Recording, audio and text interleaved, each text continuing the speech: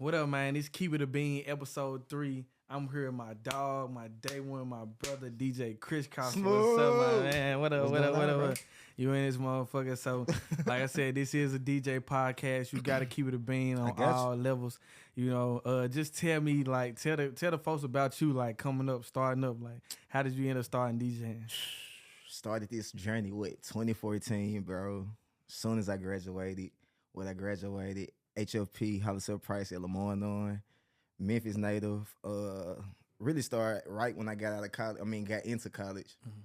Might start throwing my own parties with my friends. We all really went to all different high schools and respected little areas. So they all use their own little, you know what I'm saying, clout, prestige.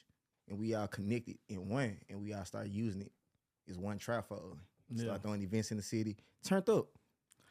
Nah, that's crazy. That's crazy. So, like, when did you really feel like you was on the scene like that? Like, did you really feel like you hit your mark when you was really DJing? Yeah, I want to say 2014, bro. When I first started, I felt it initially when I got in. Like, it wasn't no holding back when I started. Like, it was like, go. And I kind of already had a forefront from people already doing it. I already seeing others doing from Larry Live, DJ Q. Yeah. I already had a blueprint from other people, but it was just upon me to actually do it myself. So it was just like, Because I ain't gonna go lie, like, time. I met you, like, you know what I'm saying, $2 Tuesday when we first started. y'all was doing that. And, like, I just kind of came on and saw you from then. But just seeing you from then, seeing your work ethic, especially, like, in the music industry and with artists, how do you feel about working with artists, and like what is your position with like DJs working with artists? Because I feel like you the main dude to talk about when we talk about DJ working with artists, because you done work with so many artists and kind of know what they come with. Man, working with artists is rewarding because you get to learn how to create for real. Because as a DJ, we already had an impulse of us, what we doing next, what type of event we want to do.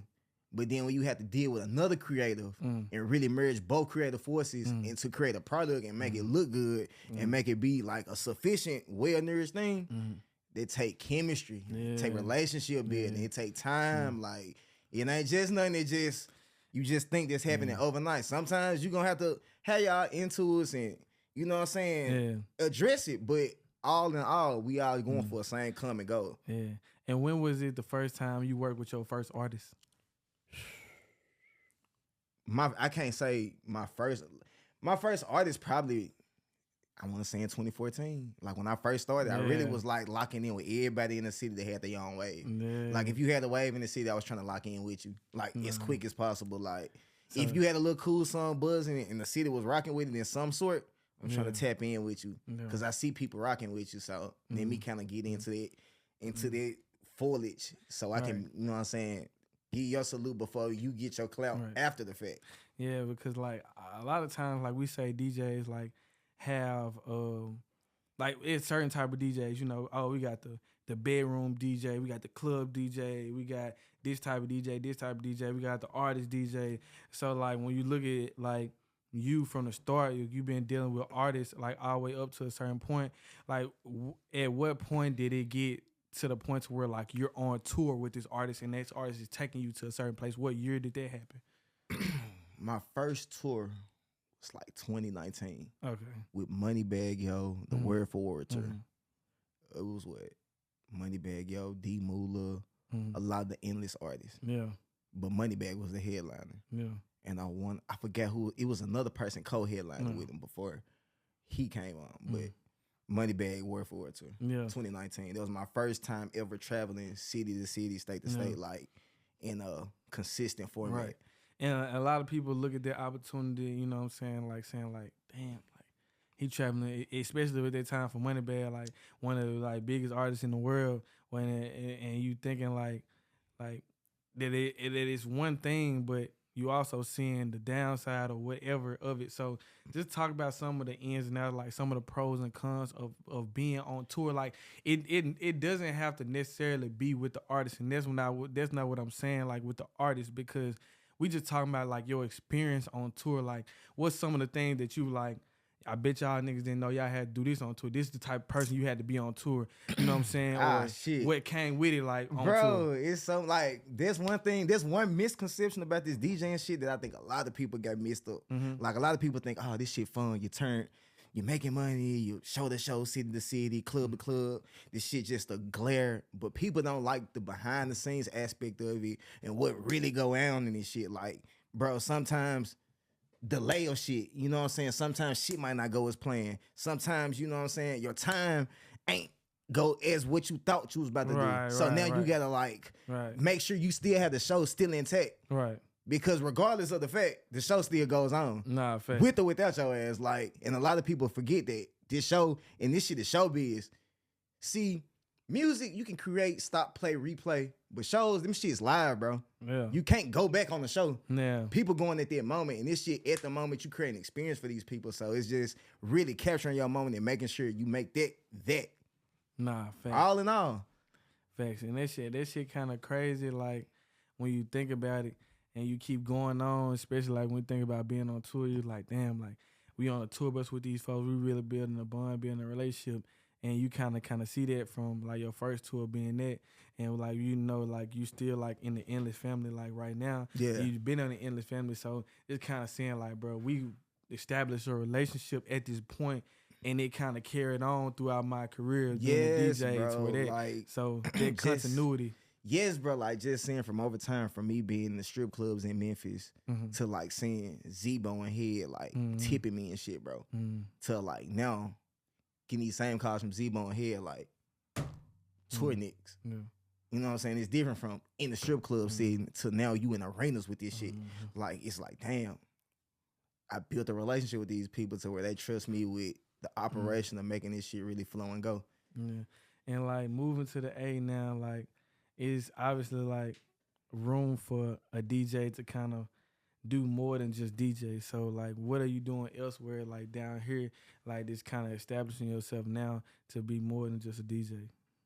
I'm trying to get into content creation because I see that being the, you know, the niche thing of today's time. You got to be of the times because, I could say I prefer this, but what is the time showing me right now? The time's not showing me what I prefer more so. It's like, go with these times because the youth is what's knowing what's next. Like, this next gen, the content creation, having these platforms and making sure your socials up to par, making sure you get these people knowing who you are so they can know your face with your brand and your brand with your logo and everything being all within a product because your brand is your product and your product is what, you know what I'm saying, you carrying on. Nah. So that's what we really selling all these people on. From DJ to DJ is like we trying to make our brand be what we are.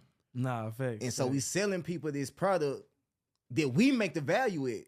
Because anybody can DJ, like we all agree. No, but your value and your brand makes you what you and you and makes, you know what I'm saying, the value of what you do yours. Right. And I know like one time, like, I know we had went to a meeting and like the person was just talking about like the value of being a DJ and just saying like, yo, like when you get really into the industry, like you saying, like with the artists and like really on the road and get into positions where you can, your career can change in an instant. You know what I'm saying? Like I feel like you connected like to more people to that they can just be like, oh, like the higher ups is you going around like these type of people. So just being that, he was just saying like, yo, you guys should like not only DJ but produce. You know what I'm saying? Not only produce but like try to do this. So now like I know you producing now. So you trying to do the producing wave and shit like that. Like how is that being for you? Like moving to Atlanta and like just kind of like hearing different vibes. That shit is like really my new breath of fresh air because it kind of make me feel like I'm DJing all over again.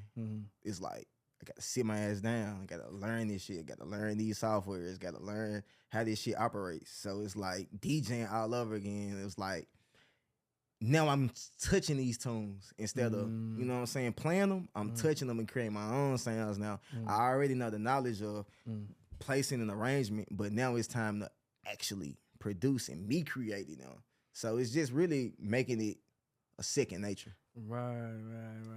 And like speaking of like second nature, like when we in the club, like as DJs, what are some times where you just like hate that niggas doing it? Like, what's some of your pet peeves in a club, like when you DJing? Because obviously we all get in that position where we like right in that moment where we just craft it, and the niggas just come up and say this or he do this, and you just like, bro. I want to say the most annoying thing in the club, tapping me when I'm mixing. Like when I'm really vibing out and you trying to tap me and get my attention on something that we could probably potentially talk about later. Yeah. Worst time possible, like worst case scenario, because it's like it's throwing me off on my timing and me mixing, and then I'm trying to like not be rude to you, but I'm still trying to get my job done and still like do the main goal of here. Yeah. So it's like you throwing me off and I'm trying to turn up, but I'm trying to fuck with you at the same time. But damn, back off right quick. Yeah. So that's the worst shit probably. You know, like shit, we in the DJ community, so we got a couple people like tapping in. So one person said, DJs, how you feel about other DJs coming into the booth to take pictures of your dick or your tracks while you're playing? I'm not gatekeeping, but personally, just ask me. Like, I'm glad I'll tell you don't come into the booth just to peep what I'm playing. You know what I'm saying? So how do you feel about a motherfucker just coming into the booth like just to see what you playing, just to take your shit? If you gonna do that, check me out. Do this right here. Don't say nothing, bro. Just put the Shazam app right here, bro. Just like, you know what I'm saying? Recognize your own tracks and have it already pre-registered. You ain't gotta really talk to nobody, bro. Get the job done. Look, I wasn't gonna say nothing, but I sure be in the club. I hear some shit. I just smooth said we keep it a bean, so we're gonna keep it a bean. We gonna keep it a bean. Like I Shazam some shit real quick before I go ask. Now, if I Shazam and it say no found, we humble, but we gem dropping. I'm not gonna lie to you. I'm a Shazam. Nothing found. I'm a Shazammer. It's on my home screen, my lock screen, as you can see. If it say nothing found, bro, I'm walking up to the DJ at that point. Like I'm like, yo, like what's that song you just played? Like I got to, but I ain't gonna do it because you want to know what's crazy? DJ to DJ, you know how. You know how you still walking up? I might record a video of that song and like actually import the video into the Shazam app so it can recognize. Nah, that's crazy. Yeah, that's wild work. I'm a discoverer.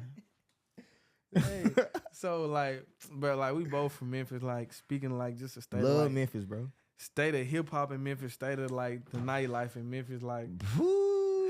Are we gonna keep it a bean or we gonna? We gonna keep it a bean. We gonna keep it a bean. Cause it ain't 2018 or 19, so let's wipe that off the race board right now. We gonna keep it a bean. It's a new era. It's new vibes. So we gonna keep it a bean. Like I ain't gonna lie. It's like, not the same Memphis neither. Like it's.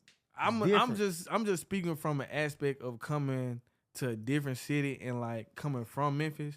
Like I was just talking on my last episode with like Toots just about like Memphis just loving Memphis music. You know what I'm saying? Like they just love Toots, Memphis music. But Toots, I got some crazy stories, bro. Toots, when I first got my Newmark, I got a Newmark Mix Track Pro, the first one from L&B. On God. Toots know what I'm talking about. When they watch this, they're gonna know exactly what I'm talking about. But that's another story for another day. But them folks, bro, been instrumental to my career for like a minute. Like I promised like 2013, 2014. Like going to the house party with Coker. You know what I'm saying? In Raleigh. You know what I'm saying? Like when they see this, they gonna know what I'm talking about, bro. Like I'm not capping, bro. Like, it's a lot of gems being dropped. Bro, Memphis is home, bro. Like just meeting a lot of people, bro, and catching vibes with a lot of people, bro. And then I was doing this young, like, bro, 14, 15, 16, sneaking, going to clubs and going to people's house parties and shit. Like, now being older, like, seeing this shit, and it's like, but damn, I've been turned over with these folks this like, long. Even like, when you think about that, though, you think about the times you had, like, and you think about 2024, like, are those times really being replicated? That's why we talking about, like, Memphis nightlife, because we talking about just the state of, like, some of the experiences that you experience while you out. Like, I mean, of course, you got, like, a couple places to go, but, like, is seeing it from a different city now, are you seeing more opportunities to experience different vibes? Fuck no. What you Memphis saying? On some gatekeeping shit right now, bro. If you not locked in, then you tapped out. Like, I'm just gonna keep it a bean. Like, we keeping the bean today. So I'm gonna let you know some real shit, bro. If you're not tapped in Memphis, bro, you're wasting your time. A lot of niggas going hard for dead missions, bro. But if you're not knowing the right people and moving around with the right motherfuckers, bro, I swear to God, this shit'll just be locally indulged. You know what I'm saying? It'll be some shit you just do in the city. But to really reach your heights, bro, you gotta really network with the people you need to network with and really meet the people you need to meet.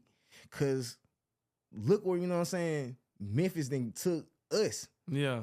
And we in a whole nother city right now currently. Nah, so it's facts. like the whole trajectory has changed from when we first started to currently. Yeah. So when I say shit done changed, shit has really changed, bro. Yeah. Even from a DJ perspective. I'm not, it's so imagine as an artist trying to bring your shit to, you know what I'm saying? Nah, facts. It's all a difference. like niggas always say it ain't about what you know, it's about who you know. You know what I'm bro. saying? Like networking and stuff. So like what's some tips that you can say about DJs now, you know, coming up, like wanting to get an artist, like wanting to be in that position? Because I know a lot of niggas, like they look at artists and they look at who's around the artist. So when they see and like they see your artist YTB Fatt now, and they see you in his pictures, and they see them like, bro, I want to be him, especially like a younger DJ. So what are some tips that you would say to like really be tapped in what you do? Because like a lot of people get in the mix, get with a team, but fuck it up because they're not focused on the job and what we really here for. A lot of people get in the mix, see the bitches and see the jury and start getting a little money and start, you know what I'm saying? But we not here for all that. Yeah. The job has got to get done first. We got to make sure this set list get done. We got to make sure this crowd is entertained. We got to make sure we have a good show. You know what I'm saying? I look at like DJing for an artist is like what you call like the host of a carnival, bro. Yeah. You know what I'm saying? He really, DJ got to make sure the carnival going because this show got to look good for the people. And like speaking of making stuff like good, look good for the people, that just puts you in a position where like you constantly like working, you constantly out, you constantly doing things. So like just speaking from a perspective of you being in a DJ industry and being more of I would say a manager of your time, but also just coming to a position where it's like, yo, like I have to know about the music industry and I have to see what's going on, especially when we talk about bots, when we talk about like music industry, we talk about streaming, we talk about knowing like certain stuff. Like how does that propel you from like when you in Memphis and you start off just DJing, just crisscross 2014, you just DJing to now it's 2022 and we talking about, I'm looking at like bots, I'm looking at numbers, I'm looking at everything. Right. You know what I'm saying? With you. Bro, you gotta like be a student to this shit. Yeah. A lot of people forget being a student. A lot of people want this clout, the fast, you know what I'm saying? Yeah. The fast acclaim and shit, but niggas don't want to sit down and be a student. You gotta watch these numbers, watch these charts, watch what's going on, what's trending, what's this, what are people really consuming? Yeah. What are people streaming? What are people really fucking with for real? Nah, cause I feel like sometimes I'll be watching your tweets and I'll be like get on Twitter and seeing your tweets because we follow each other. Yeah. But I'm saying like, oh, he really looking at these numbers. He really like, yeah, this shit bro. really Like, I'm an asshole with this shit. Like, but we didn't seen a couple of your tweets come to fruition. Like when we didn't seen like, bro, I didn't said this 5 years ago. I done said this 3 years ago. Yeah, and he bro. Like, I be be feeling like I'm a prophet with a lot of shit because it's like. A lot of shit need to be spoken on. That's why I love Keep It the Bean podcast. Because I can keep it the bean and like kind of express myself in the most suitable, more professional way and like get my point across. Yeah. But like a lot of shit didn't change, bro. Like this shit is different. Like if you're not like fuck your streams, bro. Like any artist out there, fuck them streams, bro. Because you can cap those streams. But if you ain't no shows, bro, that's how I know who really working. Them shows will show you. Their calendar will show you like. Especially really when we talking about shows, it's like not just you can regional. Buy all this shit up, bro. You can buy all this shit up. Like it's not far fetched at all to get a platinum record on your ass. Yeah.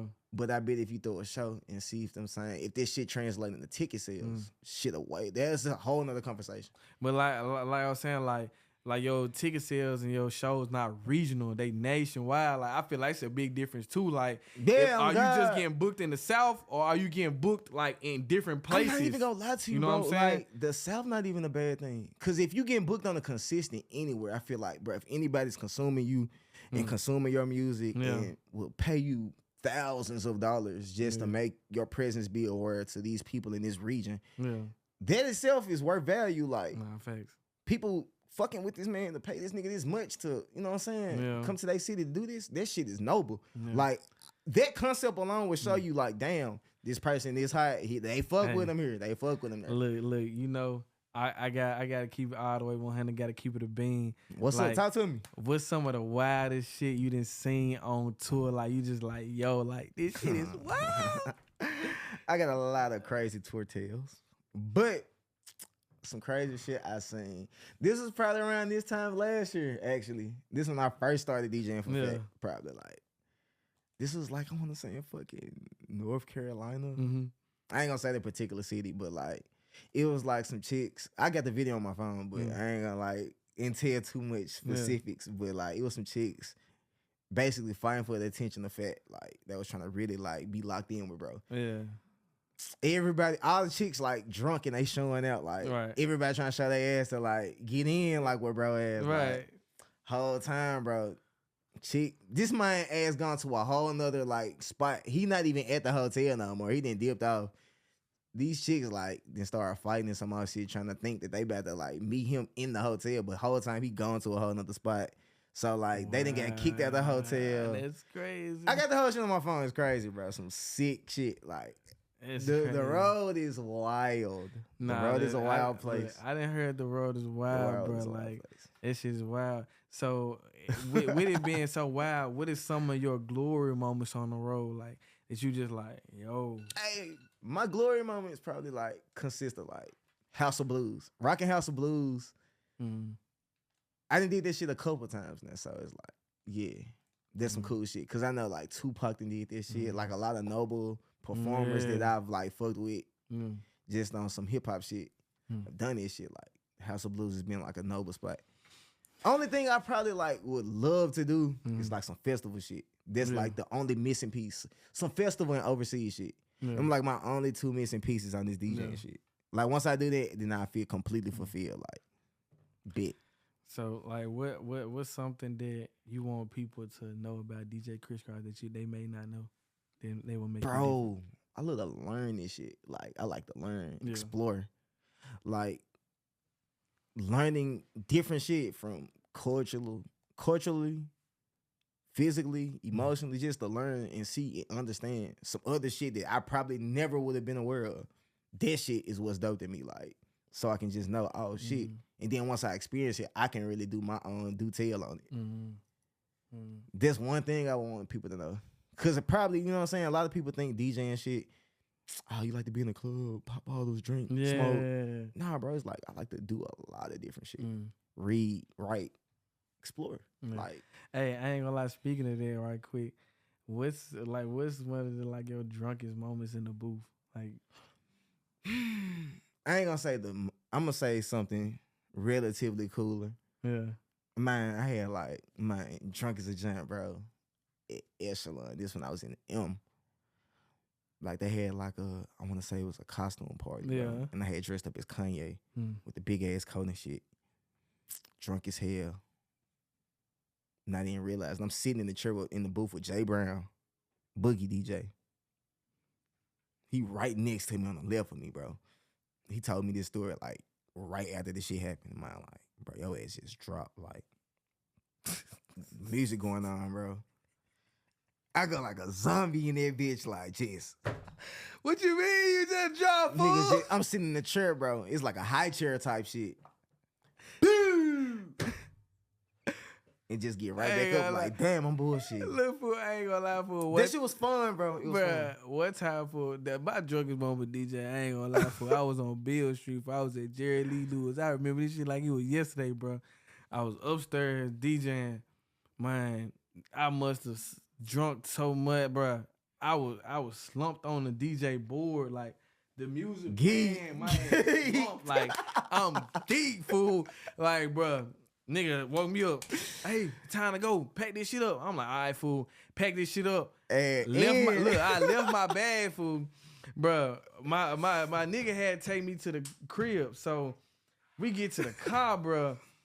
They like, damn, fool, you left your bag, fool. So they were like, hold on, fool, I'm finna go back and get this shit. Yeah. They go back, get this shit. My ass lay down on Beale Street on the lawn. Damn. Right there. I'm in that junk passed out like somebody died. Like this. I'm geeked in that junk. The folks come back, they like, fool, get up, fool. I'm like, huh? I think we at the crib. Like, For that grass felt good. Boy, fool. pig in a That's blanket. Pig in a blanket, bro. I was asleep. Pig in a blanket. I was asleep, bro. I kid you not, bro. The picture finna show right here. I'm finna put the picture right here, bro. No, I was geek, fool. I was geek. And what's crazy was my nigga ended up losing their key to their car that night. So it was like, bro, it was kind of like, one of them nights. damn, It was one of them nights. I had to come back the next day drunk as fuck trying to find the shit and do different shit, bro. I'm like, nah, fool. Like, yeah, that shit was crazy. Like, bro, this the life you chose to live, bro. That's He the didn't life. choose you, bro. You chose it, bro. And guess what? I don't think a lot of niggas speak on like when they DJing, bro, like the drunk nights that we have. Like Bro, we do yeah. get drunk, Listen, but it's Ted, also bro, I'm nice telling where you, bro. like I don't want to say that it's nice where I don't go in that joint and I don't really drink nothing. You see what I'm saying? I'm really sober. Man, it's inspiration fluid, bro. Nah, facts. You know what I'm saying? It's like a serum. That's the best way to put it. A Man, serum. look, get to drinking, start playing a little twerk music, seeing this shit, Man, turn up. geeked up. Bad bitches. Oh. Hey, bro, it's keep Done. it bean. It's We keep it got a bean, little bro. done. It's Keep It a Bean, episode 3. You in the mix with DJ Smooth. I gotta get my nigga crisscross off this Hey, motherfucker. man. Shout Nigga out too DJ geeked Smooth, up. man. Look, we just took about 4 shots before we got on this junk. I He ain't took gonna 4. lie. I took about 8. Nigga geeked. His ass is geeked. Keeping the bean was popping.